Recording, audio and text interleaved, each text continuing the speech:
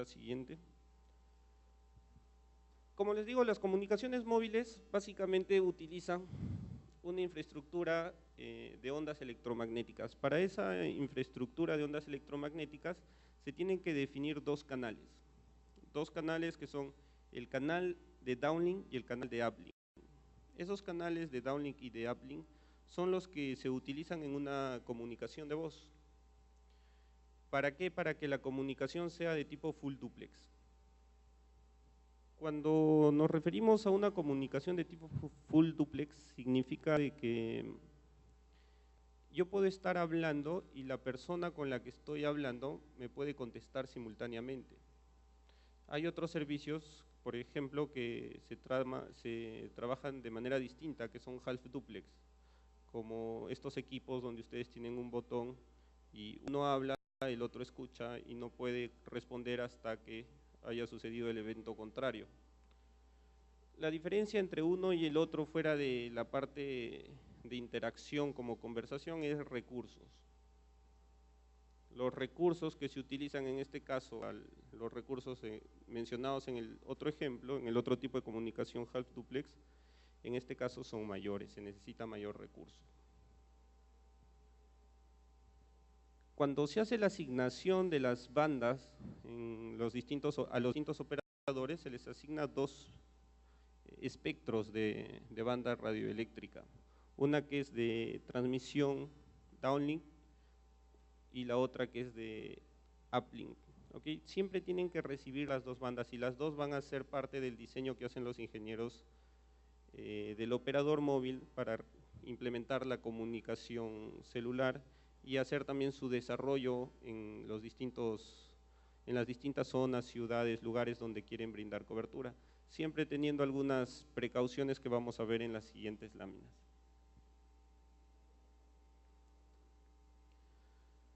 A esto es a lo que me refiero y también ya les había mencionado. A la parte de cobertura, cuando yo pongo las estaciones base, es que yo logro tener una cobertura. No es tan sencillo el diseño de esta parte porque no es cuestión de poner una estación base, este tipo de equipos sin mayor análisis. Se necesita hacer un análisis porque el espectro radioeléctrico que se le asigna al operador móvil siempre tiene un ancho de banda específico. Ese ancho de banda se tiene que usar normalmente para todo el país o la zona donde tienen la concesión.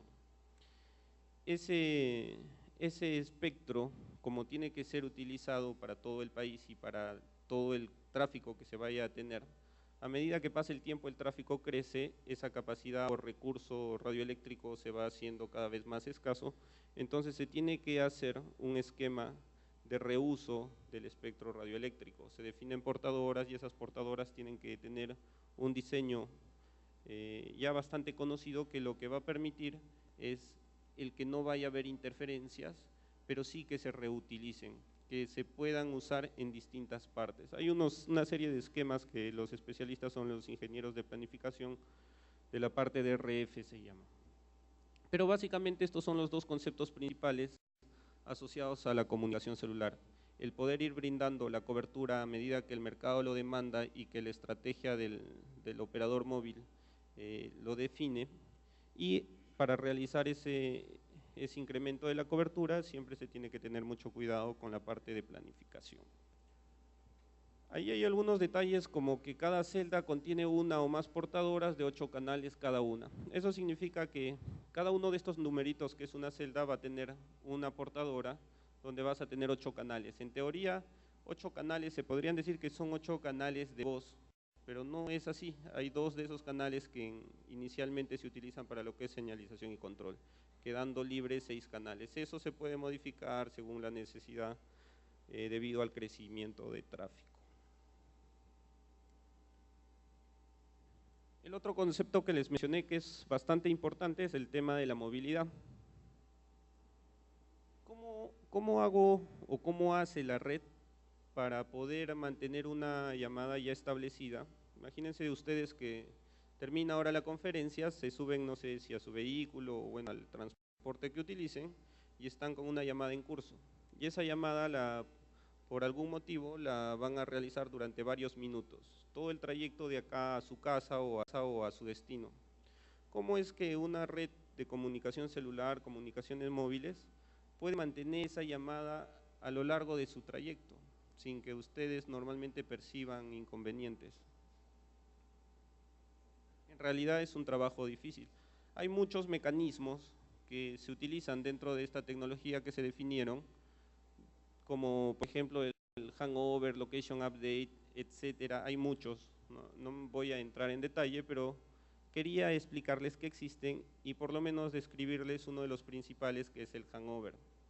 El hangover básicamente es el concepto o el mecanismo que permite el mantener una llamada pasándola de celda a celda. Hace un momento yo les dije que el conjunto o la cobertura donde ustedes pueden tener o recibir una llamada de celular está conformada por celdas o células, y que la llamada en este caso se va a ir desplazando de celda en celda a medida que ustedes se van a donde tengan que ir después con una llamada establecida. Por ejemplo, en este dibujo, se supone que esta celda, la celda que está asociada a esta antena, está brindando servicio a las personas que están en ese vehículo, y ese vehículo se está desplazando. En algún momento la potencia de las ondas electromagnéticas emitidas por esta BTS, estación base o celda, van a ser de menor intensidad que las ondas electromagnéticas en la nueva BTS o emplazamiento. A medida que el vehículo se desplace, estas ondas van a ser de mayor intensidad o de mayor potencia que las de acá. Se definen unos thresholds o umbrales que, en base a ese valor, el teléfono y la red van a aplicar el mecanismo de hangover junto con otros procesos, y van a hacer que la llamada, de estar siendo brindada en esta celda, pase a ser atendida por recursos de la otra celda. Y eso se va a ir dando a medida que ustedes se vayan desplazando de un lugar a otro con una llamada en curso. Sí, así como este proceso, existen otros que no voy a entrar al detalle porque si no, no nos daría el tiempo para ver lo que queremos entender más en profundidad, pero que nos ayudan para poder brindar el servicio de movilidad irrestricta en un servicio de comunicaciones móviles o comunicación celular. Con esos conceptos generales vamos a empezar a ver lo que son las tecnologías de comunicaciones móviles. Se dice que han habido 3 generaciones de comunicaciones móviles que ya están hasta cierto punto maduras, algunas en realidad ya están descontinuadas, y que ahora se tiene ya la 4ª generación de telecomunicaciones móviles, que se entiende que ya el estándar está básicamente totalmente definido. Claro, estos siempre van evolucionando, pero ya hay una versión que se puede desarrollar, que los fabricantes o proveedores de equipamiento para este tipo de redes ya están en condiciones de desarrollar. La primera generación de comunicaciones móviles fue la que se tuvo en los 80s. Las tecnologías conocidas o que se usaron ampliamente son estas. Vamos a ver un poco más de detalle en la siguiente lámina. Lo más saltante asociado a esta tecnología es que estos equipos usaban una tecnología analógica. Eran esos celulares que de repente algunos de ustedes sí logran recordar, que eran del tamaño de este micrófono y con una antena del tamaño del puntero, ¿cierto? Que parecía más un arma de defensa y que realmente era bastante caro el poder acceder a tenerlos. La segunda generación de celulares o equipos móviles y redes de comunicación celular son los que el 80-90% de nosotros venimos utilizando. Son equipos ya digitales. Dentro de las tecnologías que aparecen ahí mencionadas, la tecnología principal, la más utilizada a nivel mundial, es la GSM, en base a lo que les voy a describir, la relación entre las distintas generaciones de comunicaciones móviles. Es la más usada en el mundo y su evolución en 3ª generación aparentemente también va a ser la principal. ¿Ok?